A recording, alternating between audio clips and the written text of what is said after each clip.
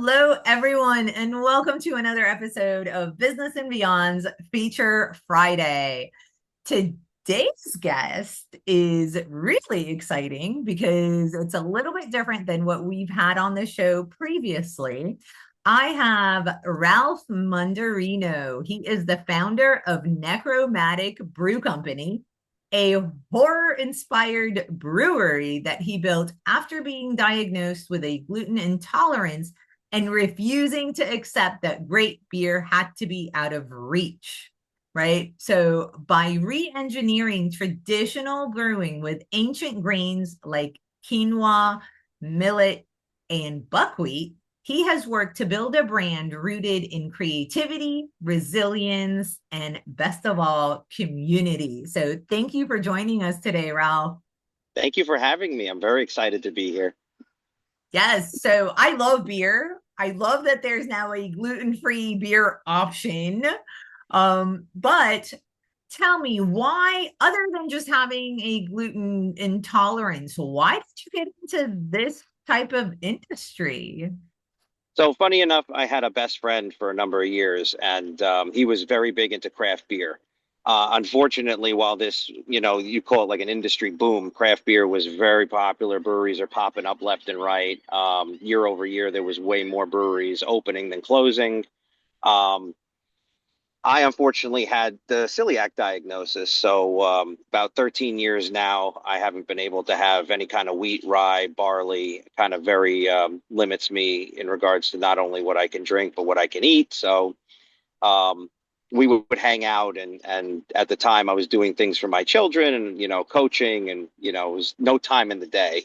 But Saturday night he would come by and we would watch horror movies together, and he would bring a 4 pack of his beer to drink. But unfortunately for me, the options were limited or I wasn't happy with them. So I would have something stronger, like a tequila or something. But the funny thing is that, he can have these 4 beers at 4.5%, and he's fine. And I have my one little tequila drink and I'm sleeping on the couch, so it made, you know, socializing, if you were going to socialize over a drink, a little bit more challenging.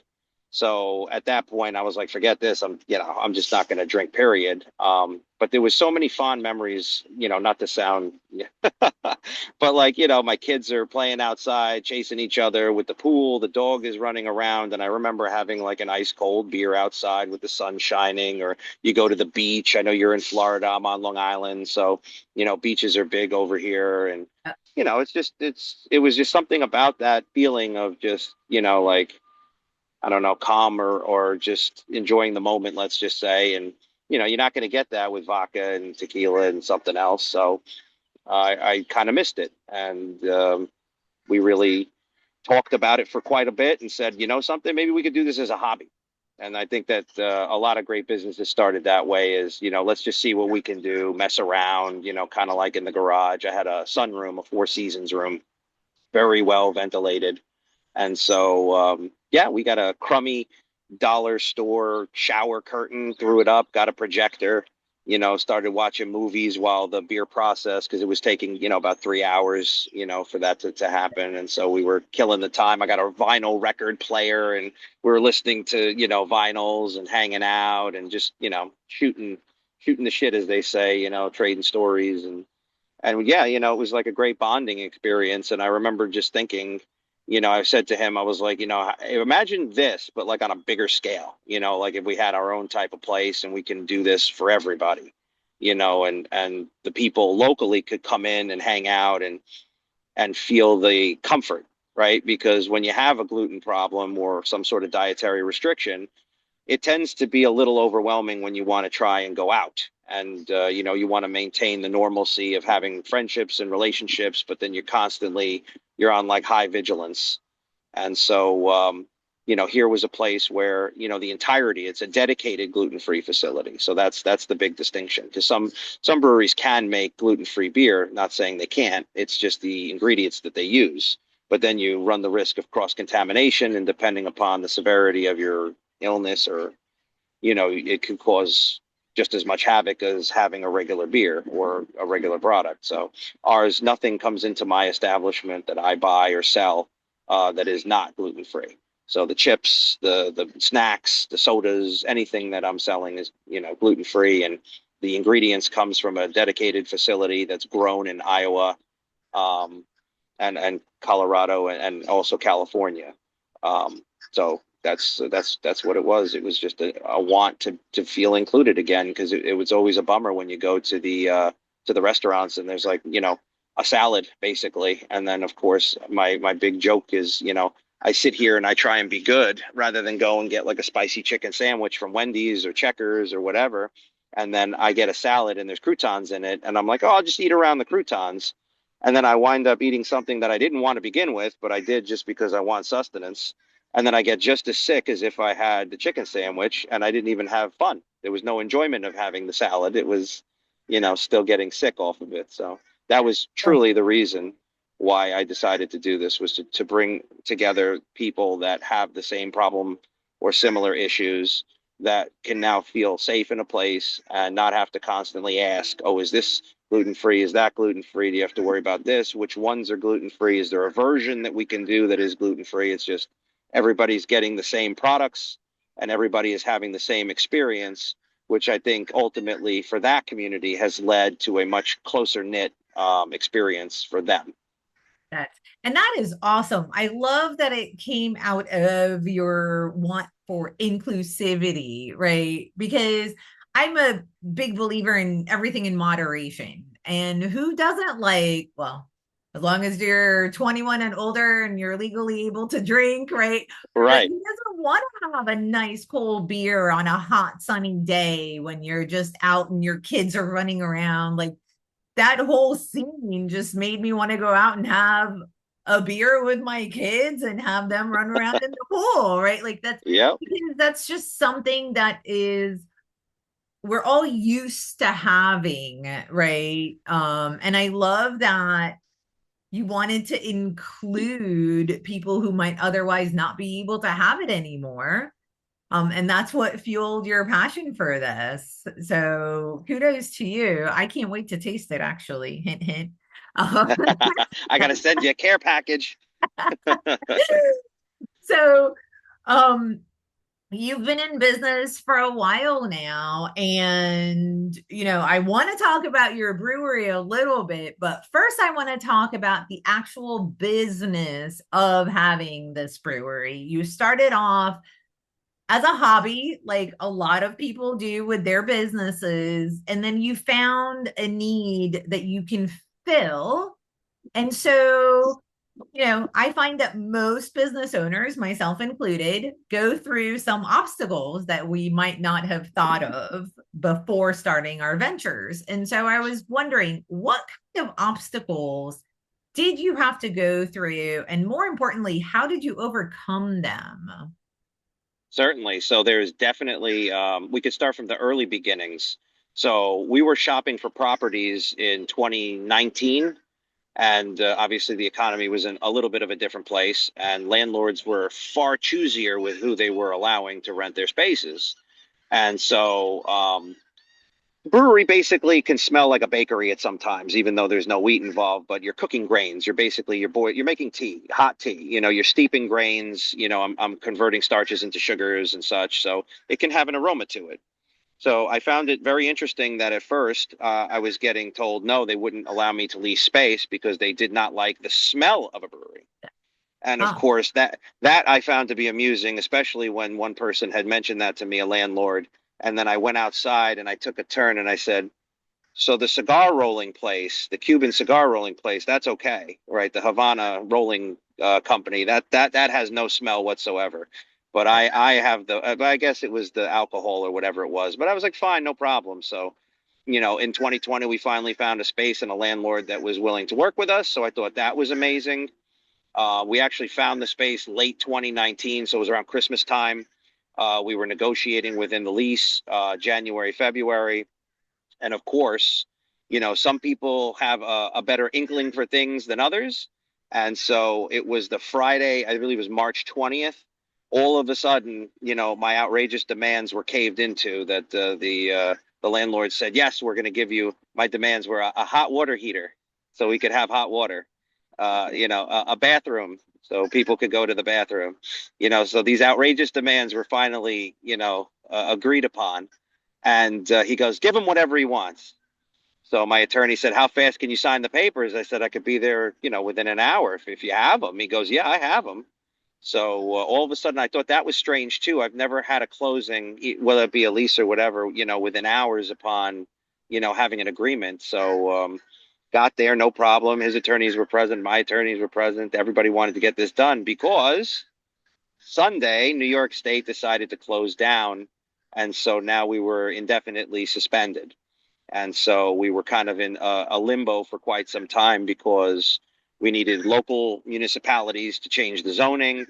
We needed, construction permits issued. And of course, then we needed contractors to come in to begin the work. And none of this was going to be happening anytime soon because it was, the term indefinite is like deafening. So we didn't know what was going to happen. So I would say from March till November, we were able to get November. The village decided to go remote, so the zoning board meetings were going to be on Zoom. So that's when we immediately, as soon as things got back to functioning, they were very quick to get things done. I do want to say that.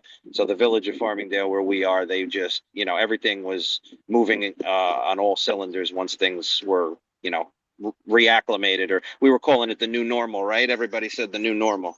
So that was what that was. And then of course you had the fire marshals that had to do their thing. And then, so we probably got ourselves underway. I think we were ready to open in 2021, but then, but it was another delay to get everybody in there for final inspections and everything else. So I want to say it was 2022 when we finally got our doors open, and then we've been rolling ever since.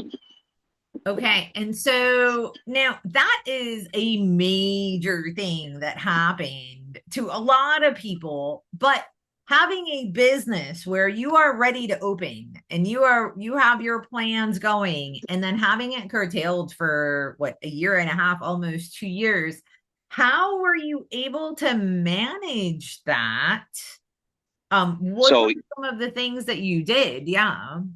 this is where it gets tricky. So, because we were planning for a 2021 opening and we had everything finished and completed and we were just waiting for final inspections, I foolishly started to brew beer in anticipation for an open.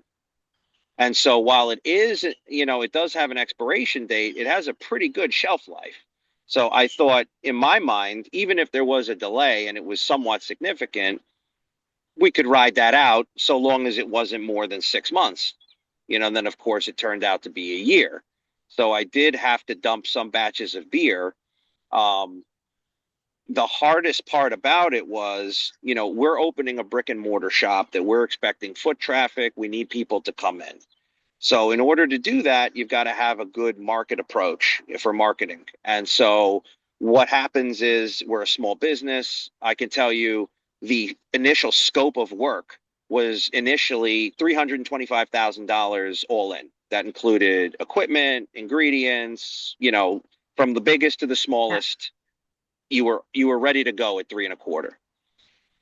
Subsequently, it was 675 by the time we were ready to go. Now, again, I mean, you're an entrepreneur, you're a business owner. People have heard this before, oh, have a grace of roughly 10 to 12%, on top of what you think it's going to cost for, It's double. Yeah. yeah, yeah. 10 to 12% was not, anywhere near what we were looking at.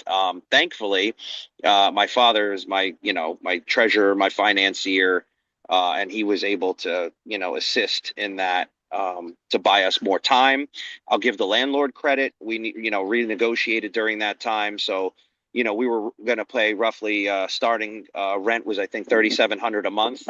And he basically paused that, and we were paying 500 a month just to, basically out of good faith that we wanted to stay and whatever.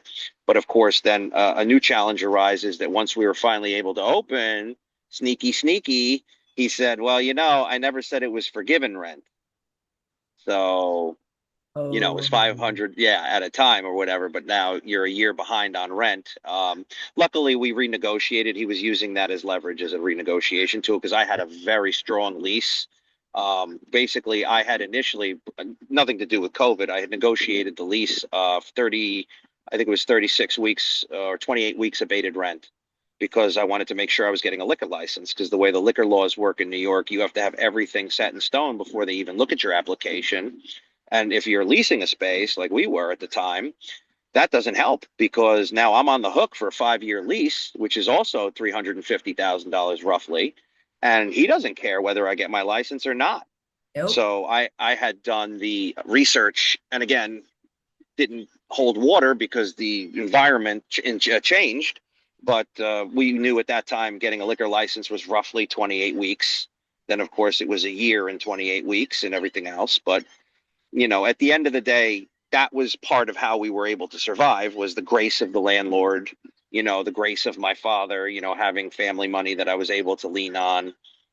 That's really what kind of kept us on life support until we were able to get going. But the challenge of keeping our name and our idea in the mind's eye of the consumer was challenging because, again, we were reacting to what we were told. So at first, we said we were going to open, winter 2020. And then that didn't, come to pass. So then it was like, opening 2021. Then that didn't come to pass. And then it was just kind of like, okay, you're starting to get messages on social media and they're like, is this thing for real? Like at all? Like, are you guys really doing anything? Or is this just, did it die? Was it a joke? Like, and then the community at large would walk by and we would have like the paper, I want to say paper bags, but like that type of construction, covering the windows and everything. And we'd have our poster up and, so we have a horror movie theme to the place. So we were trying to keep everything light, like movie themes, like we would do trailers, mock trailers for the opening of the business, for the releasing of the beers, so as we were doing things, I would try and post, not regularly, but maybe once a month and kind of like, hey, this is what's coming and what we're doing. And we're not just, sitting around waiting. But it was definitely a challenge to keep going. But I think if you ask any of the customers from the earliest days, we did a phenomenal job. Like I'm very proud with how we were able to keep up in everybody's forefront because when we were finally ready to open, it was, we were firing on all cylinders. It was gangbusters. I mean, within the first 2 months, I was getting compliments from other brewery owners that, we were running this business as if we were already open, 2 to 3 years based on the quantity of events, the quality of events, the seamlessness of how we were able to operate. And then of course, other challenges do arise. So now So imagine wait, wait, this. wait, Go wait, ahead. wait, because you have just given us so many different golden nuggets that I want to make sure that I honor them. One is perseverance, right? You had all of these challenges. I mean, COVID shut down the whole world, not just your brewery, right? But you didn't give up. You renegotiated, you continued, you used the time to plan, you used the time to come up with events for when you did open, right? So that's something that I want everybody to kind of understand is when you're an entrepreneur, you have to take advantage of the situation no matter how bad it might look, right? To your Because point specifically, so we initially had recipes that were completely re-engineered by the time we opened.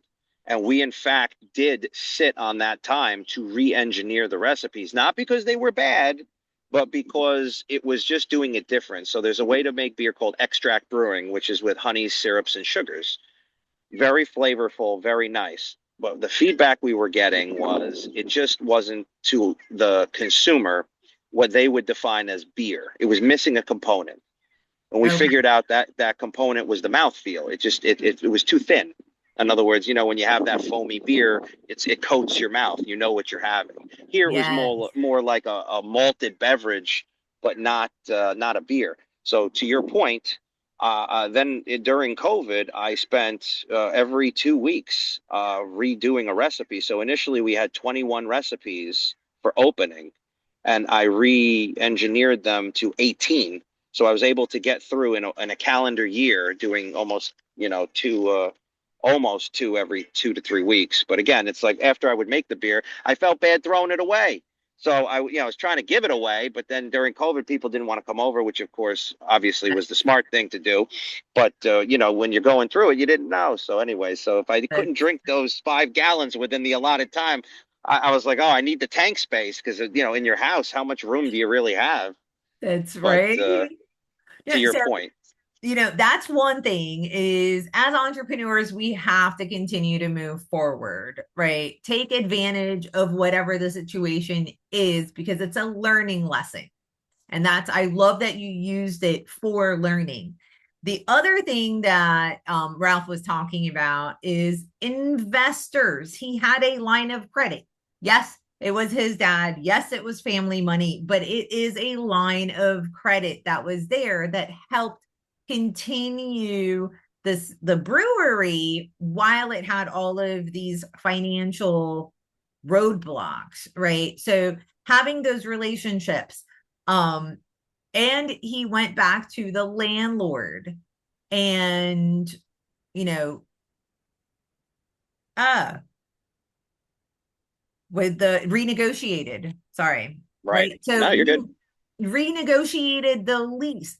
Nothing is ever written in stone. If you have good relationships with people, you can always renegotiate. You can always try different things so that it makes sense for everybody. And he was able to keep the property and open by taking advantage of the situation rather than just going, oh, everything's going against me. I'm just going to give up, right? Which a lot of entrepreneurs do.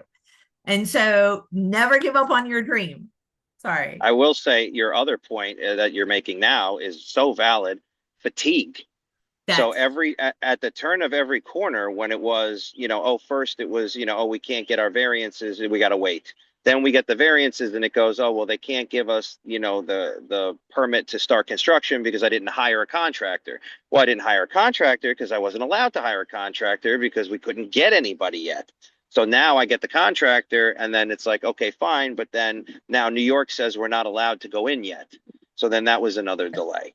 And so, then finally everything gets done. They say 6 to 8 weeks. It takes 6 to 8 months. And you say, okay, fine.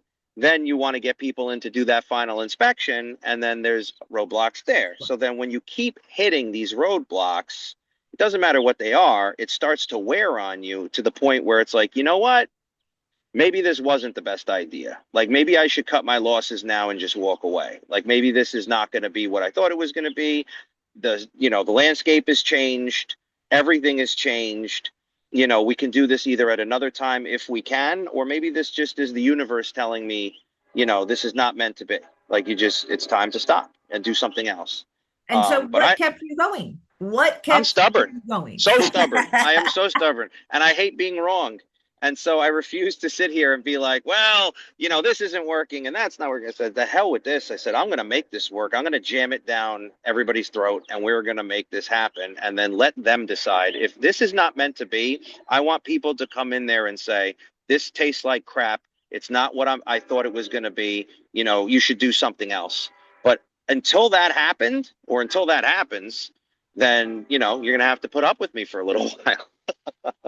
So I love it because it reminds me of the stories with, Colonel Sanders and how many times he tried to get his chicken recipe off the ground. It reminds me of Walt Disney and how many banks he had to go through and get no's before he got the loan to build Disney World, right? So it's a matter of perseverance and following your dream and not letting all of these external factors thwart it because you will always have obstacles no matter what. Always. So kudos to you for continuing and look how far you've come so far. And so we've talked about some obstacles and how you've overcome them. What's actually working in your business right now and how did you get it to work? So basically, early on, I had the idea, which I didn't have the idea. I saw that people were hosting events, but the idea that I had was I didn't understand if you're having an event on a Saturday and it's gangbusters and you're making money, why wouldn't you have an event on Sunday? And for that matter, why wouldn't you have one on a Monday or a Tuesday? So why are we not just having a multitude of events at all times to bring in different people? Because at the end of the day, and again, it's no disrespect or judgment calls or anything, but how many times can I truly get somebody in for the product given what my product is? So my product's not apples. So how many times a week can I get somebody to drink a beer? And then even if I could, I'm going to kill my clientele. So it's like, you want to get them in, but you also want a good rotation of people that are coming in. So you need fresh blood, you need loyalty, but you need excuses or reasons to get them through the door because that's how my Yes. business is built through the foot traffic. But that's So, not just your business. That's a lot of businesses. It's about oh, it's true. repeat and it's about new people as well, right? Right. So, So building off of that, initially what I did for the first 2 months where we would do the traditional, one event per weekend, and I wanted to have it on a rotation based on our theme. So having it a horror theme brewery and it's gluten free, so some people they start laughing and they say, "Boy, how niche can you be? Do you have any customers at all? You want a gluten free person that likes horror?" It's like, I said, "No." They said, "I have gluten free people. I have horror fans and I have craft brew drinkers. So, it's the best of all worlds." But anyway, so in the beginnings, the first 2 months, I had a gluten-free event on a Saturday or a Sunday. Then the next weekend, we would have a horror theme event on a Saturday or Sunday. And then we would rotate so on and so forth to the end of the month. And then we would double up. So if the last weekend of the month was a horror event, the first weekend of the next month was a horror event. And then we went back to gluten-free, horror, gluten-free, horror. And so my point is, I started to notice some trends where the gluten-free people, they would be willing to come back for the next gluten-free event, which is good. But again, it's not much to build on. It's enough to maintain. The horror people, however, if I had a horror event on a Sunday, they would come back on Tuesday. Keep in mind, I'm closed on Monday. So when I started to notice that these were the people that would be consistently walking through my doors, now I pivoted again because it was like I could sit here and fight for the community that I fought to build for, or now I can amend my ideas and start fighting for a new underserved community, which is more of an alternative community where they feel like they also are not accepted because they have piercings and tattoos or different beliefs or thoughts or whatever. And so now it was another thing where, of course, I'm going to maintain the integrity of being a dedicated gluten-free facility because that is who we are. But that's now the crux. also, that's the crux. But on the flip side, now there's a new community that was reaching out saying, "Hey, we're here too. And if you support us, we're going to support you." And that's kind of how we've been ever since. We've been rolling on that. So I want to showcase this because as a business consultant, I hear people tell me all the time, but if I niche, I'm not going to find any clients, right? I want to be everything to everybody so that they can find me and I can make money and I can service them and help them. And I keep telling people, the more you niche, the better you're going to be. And I love that you niche and you brought that up and you said people were telling you, how are you ever going to find clients if you niche that small, right? But that's what actually got you to be successful, right? That's That's right. that niche of, hey, if you like horror movies and you're gluten free, come to these events. We got you, right? And so it went from the gluten free to now you're building to a new audience because you are filling a need. And I wanted to showcase both of those is one, niching helps you with your marketing. It helps you get those people in the door, right? It doesn't mean you can't service other people. It doesn't mean you can't service those who are not in that particular niche. It just means that's where your marketing is going to be, right? That's who you're actually actively trying to bring in.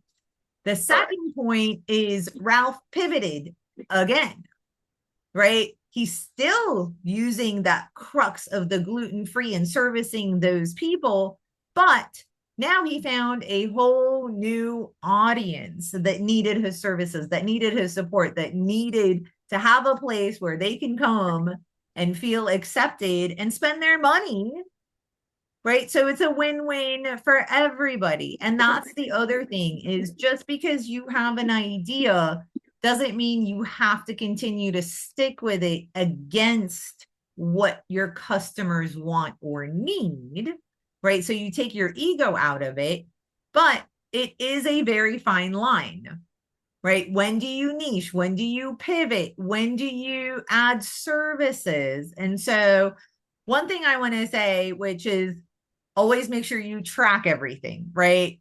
Ralph said he was tracking the trends. He was looking to see what's happening, where are we going, what's making money, what's making a difference, what's bringing more value.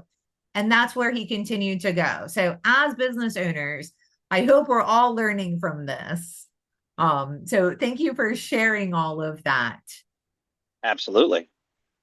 So can you tell me a little bit more about where are you located? If people wanted to get, beer from you, how would they do that? If they wanted to come to the events, how would they do that?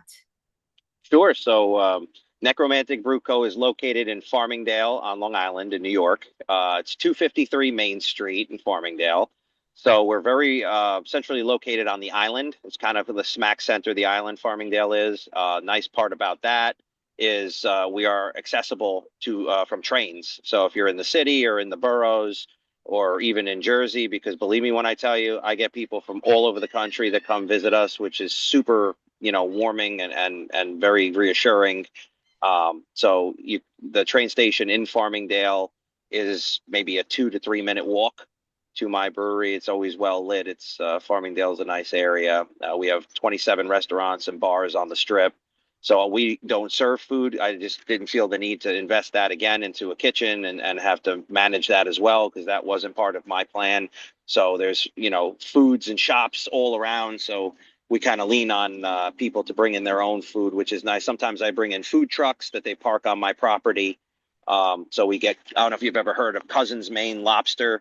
They're like a food truck that does all the lobster seafood stuff, which is Yeah. delicious. We have them in sometimes, and yeah, so that's kind of right now. Everything goes out the tap room, but we are working on a plan to get distribution rolling shortly.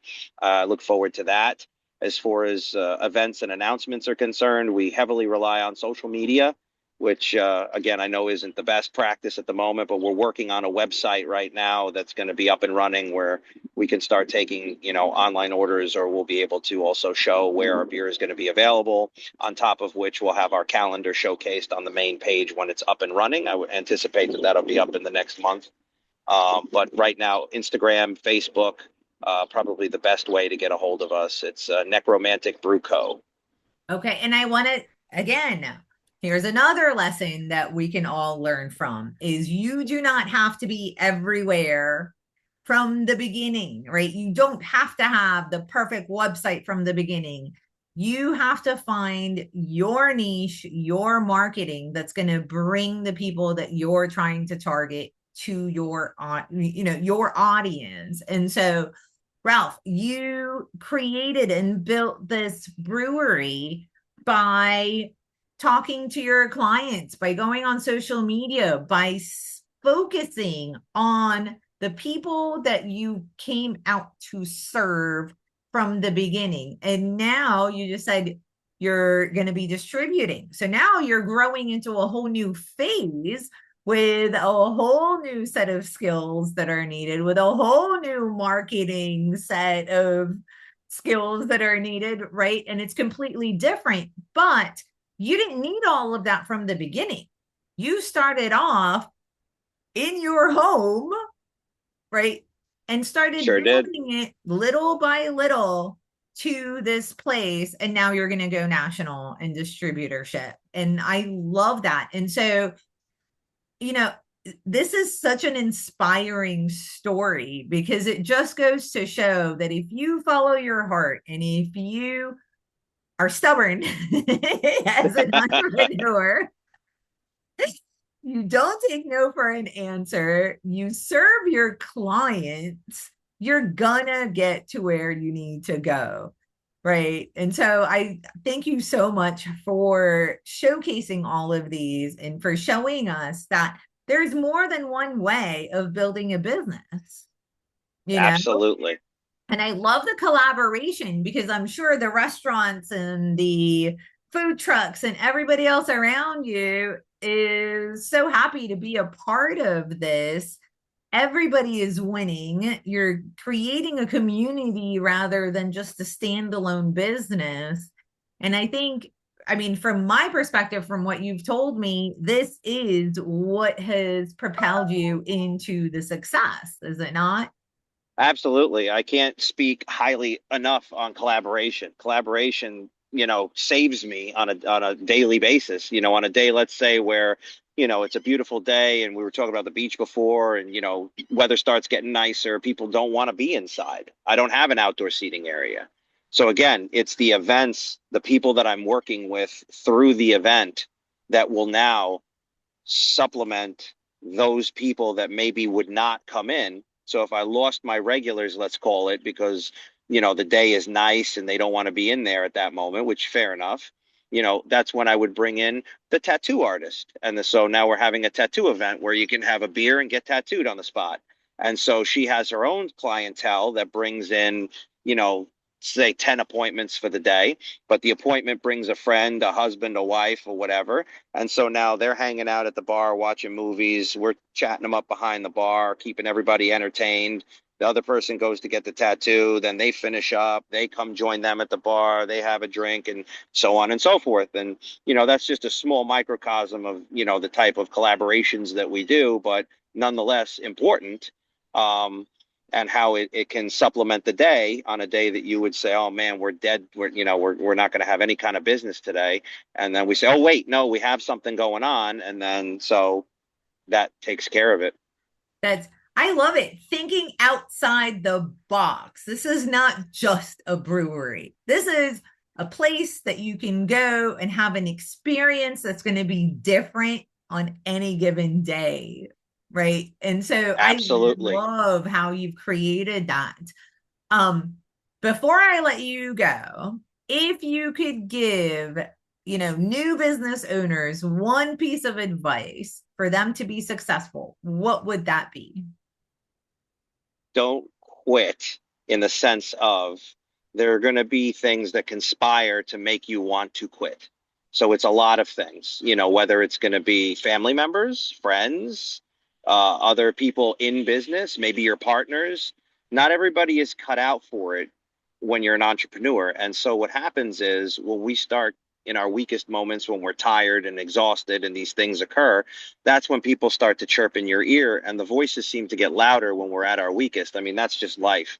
But when you're in this type of business, there's you can make 100 decisions a day. And not all of them are, life or death decisions, but they can all add up.